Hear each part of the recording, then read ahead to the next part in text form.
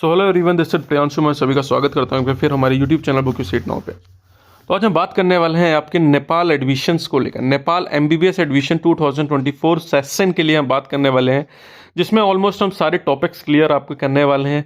क्या बजट वहाँ पर जाता है, क्या एलिजिबिलिटी क्राइटेरिया है, कौन सा फॉर्म फिलअप करना पड़ता है, क्या वो नीट एग्ज़ाम का जो आप एग्ज़ाम देने वाले हैं आप 5 मई में, क्या उसी एग्ज़ाम के थ्रू आपका एडमिशन हो जाएगा या कोई अदर एग्ज़ाम वहाँ पर आपको देना पड़ेगा। साथ ही साथ उसकी फ़ीस क्या जाती है कॉलेजेस की, वहाँ पर क्या हॉस्टल, क्या अकोमोडेशन वहाँ पर आपका जाता है, क्या आपको वीज़ा लगाना पड़ता है या नहीं लगाना पड़ता है। जितने भी सारे टॉपिक्स मैं आपको one by one clear out करने वाला हूँ इस कंप्लीट वीडियो में। एलिजिबिलिटी क्राइटेरिया के बारे में भी हम जानेंगे कि वहाँ के लिए कौन सा एलिजिबिलिटी क्राइटेरिया होता है।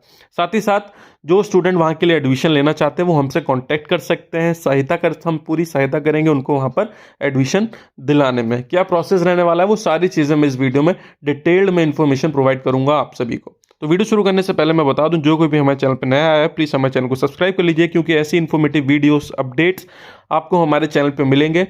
साथ ही साथ जिन्होंने हमारा टेलीग्राम चैनल ज्वाइन नहीं किया तो उसका लिंक डिस्क्रिप्शन में मैं दे दूंगा।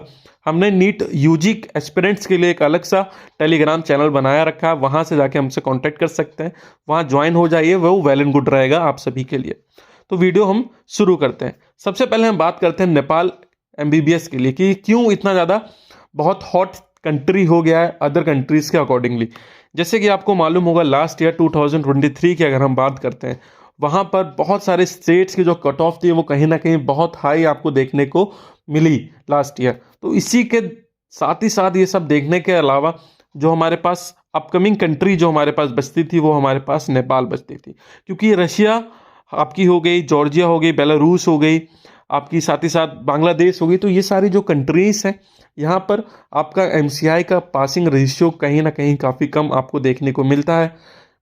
हालांकि उसका जो बजट इन सारी कंट्रीज़ का वो स्लाइटली बहुत कम है। आपकी नेपाल से मैं बात करता हूँ या अपनी इंडिया से बात करते हैं तो उसकी वजह से आपके स्टूडेंट्स जो हैं वहाँ पर उन्होंने जाना कैंसिल कर दिया। बहुत लोगों ने मना कर दिया कि हम उस पर्टिकुलर कंट्रीज़ में नहीं जाएंगे। कुछ वॉर की वजह से भी बहुत ज़्यादा इश्यूज क्रिएट हुए थे, क्योंकि यूक्रेन में भी स्टूडेंट्स बहुत ज़्यादा जाते थे, रसिया में जाते थे, सबसे ज़्यादा रसिया यूक्रेन में स्टूडेंट जाते थे। तो वहाँ पर कहीं ना कहीं इस साल देखा गया था लास्ट ईयर की बहुत कम स्टूडेंट्स वहाँ पर गए आपके। बाकी इस कंट्री में नेपाल के लिए क्यों ज़्यादा सबसे ज़्यादा लोग जाने लगे, क्योंकि आपके इंडिया के बाद जो आपका मोस्ट पासिंग रेशियो जो आपको प्रोवाइड करता है वो आपका नेपाल कंट्री है। इसकी वजह से लोग और भी ज़्यादा इस पर्टिकुलर कंट्री में जाना शुरू कर दिए थे। साथ ही साथ यहाँ से आपको वहाँ जाने के लिए कोई वीज़ा या कोई पासपोर्ट का ज़रूरत नहीं पड़ता है, आप डायरेक्टली जा सकते हैं, बॉर्डर क्रॉस कर सकते हैं, कोई भी इशू नहीं आता है। इसकी वजह से और बच्चे वहाँ के लिए प्रेफर होने लगे। साथ ही साथ इसका बजट, अगर हम इंडिया के मिनिमम बजट की भी बात करते हैं, वो आपका 60 लाख के अराउंड आपका बजट स्टार्ट होता है। वहीं पर नेपाल की अगर बात करते हैं तो जो आपका स्टार्टिंग बजट है वो कहीं ना कहीं आपको 42 लाख 43 लाख के अराउंड आपका स्टार्ट होते हुए दिखाई दे जाता है। तो ये आपका बहुत बड़ा मेन रोल क्रिएट कर रहा था कि नेपाल के लिए स्टूडेंट्स बहुत ज़्यादा लास्ट ईयर गए थे। तो ये तो आपकी नेपाल की ओवरऑल व्यू हो गई कि क्यों नेपाल में एडमिशन लेना चाहिए आपको, क्या अदर कंट्रीज से इसका डिफरेंस आपको पता चल गया होगा। वहीं पर अब मैं बात करने वाला हूँ आपका एलिजिबिलिटी क्राइटेरिया के बारे में। एलिजिबिलिटी देखिए क्या होता है, इससे पहले हम बताएंगे कि आपका एग्ज़ाम कौन सा आपको देना पड़ेगा वहाँ पर्टिकुलर में एडमिशन लेने के लिए।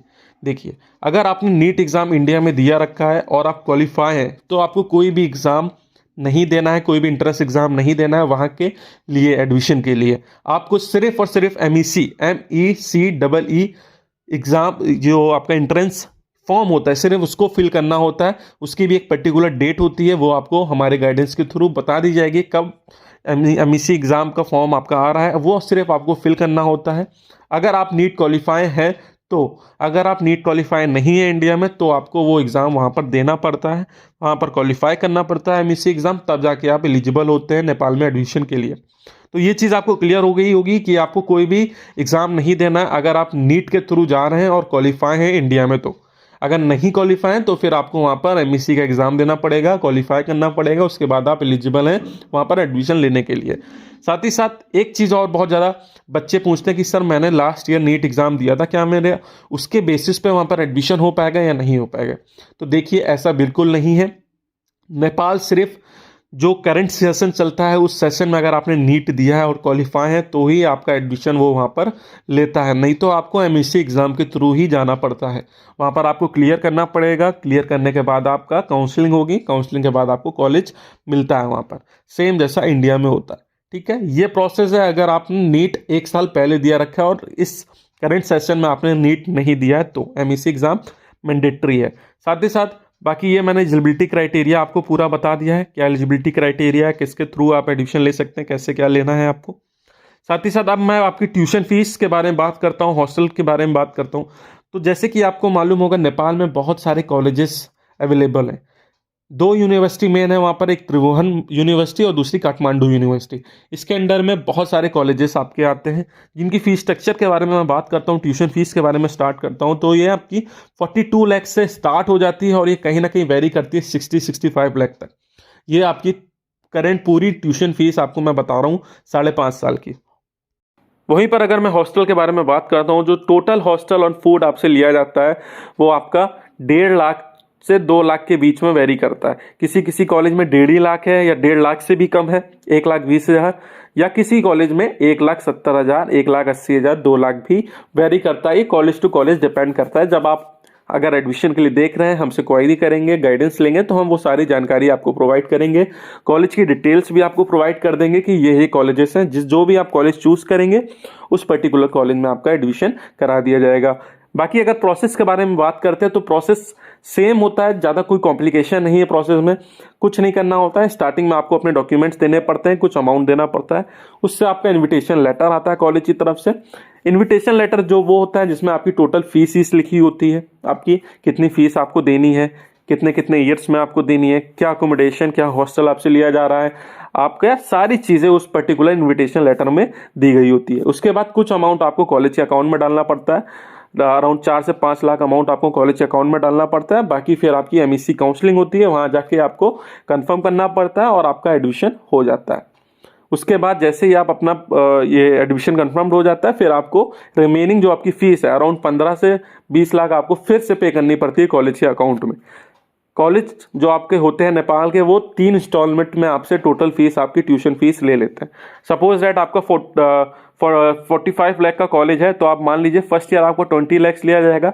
रिमेनिंग जो आपका बचता 25 लाख वो अगले 2 साल में डिवाइड हो जाता है, वो आपको पे करना पड़ता है। तो ये सारी सिनेरियो है जिस हिसाब से आपको चलना पड़ता है और आपका कंफर्म्ड एडमिशन हो जाता है। तो इस हिसाब से चलते हैं तो आपको इजीली नेपाल में एडमिशन मिल जाएगी। आप हमसे गाइडेंस ले सकते हैं, हम आपकी पूरी सहायता करेंगे आपको एडमिशन प्रोवाइड कराने में। हमने लिंक डिस्क्रिप्शन में दिया रखा है हमारे व्हाट्सएप का, अगर आपको गाइडेंस लेनी हो तो हमसे बात कर सकते हैं, कांटेक्ट कर सकते हैं। अभी भी हम आपकी पूरी सहायता करेंगे जब भी आपको हमसे बात करनी हो। और आपका जो एग्ज़ाम है, जैसे कि आपको मालूम होगा 5 मई को आपका एग्ज़ाम होने वाला है। तो वैसे ही जैसे आपका एग्ज़ाम हो जाता है तो सीट बुकिंग स्टार्ट हो जाती है कॉलेजेस में, क्योंकि बच्चों को कहीं ना कहीं उनका स्कोर पता चल जाता है, क्या एक्सपेक्टेड स्कोर आ रहा है उनका, क्या वो क्वालिफाई हो पाएंगे या नहीं हो पाएंगे। तो उस हिसाब से सारी चीज़ें साइड बाय साइड साइमल्टेनियसली चलती रहती हैं। तो जैसा भी हो, आपको किसी भी कॉलेज के बारे में जानना हो, फीस स्ट्रक्चर जानना हो, कुछ भी हो, आप हमसे कॉन्टैक्ट कर सकते हैं। हम पूरी सहायता करेंगे आपको एडमिशन प्रोवाइड कराने में, चाहे वो नेपाल हो या इंडिया हो या आपकी अदर कोई कंट्री हो, लाइक रशिया हो गई, बांग्लादेश हो गई, आपकी बेलारूस, कजाकिस्तान, करागिस्तान, उज्बेकिस्तान, जो भी आप कंट्री चूज करना चाहते हो पर्टिकुलर कंट्रीज में आपका एडमिशन प्रोवाइड करा देंगे। तो आज की इस वीडियो में बस इतना ही। होप करता हूँ वीडियो इन्फॉर्मेटिव रही हो, तो प्लीज़ इसे लाइक करें, शेयर करें, चैनल सब्सक्राइब करना ना भूलें। धन्यवाद।